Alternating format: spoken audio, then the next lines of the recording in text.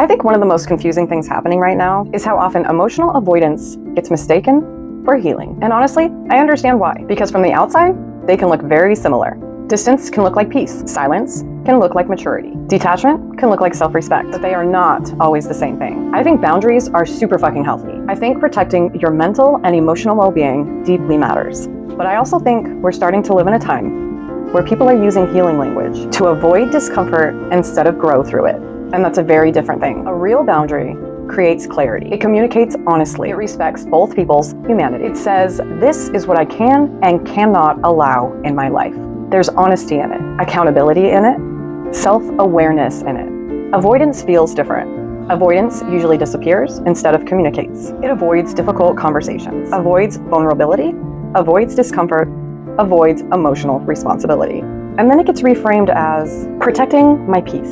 And look, sometimes distance is necessary. Not every conversation deserves access to you. Not every relationship is healthy. And not every situation can be repaired. But I also think that we have to be honest about something. Avoiding discomfort is not always healing. Sometimes it's fear. I think a lot of people right now are emotionally exhausted. I know I sure as hell am. And not just because of trauma and stress, but because nobody really knows how to sit in uncomfortable emotions anymore. Everything is immediate now. Immediate distraction, immediate validation, immediate escape. And because of that, difficult emotions start feeling dangerous instead of human. So instead of working through tension, people leave.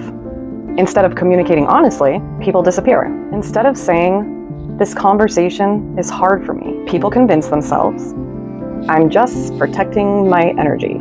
And again, sometimes that's true.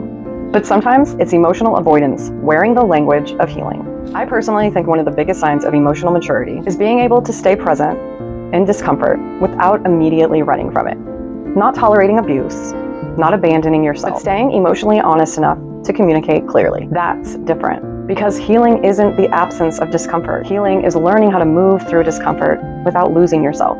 And honestly, I think social media has blurred this line for a lot of people. We've turned complex emotional processes into quick phrases. Cut people off.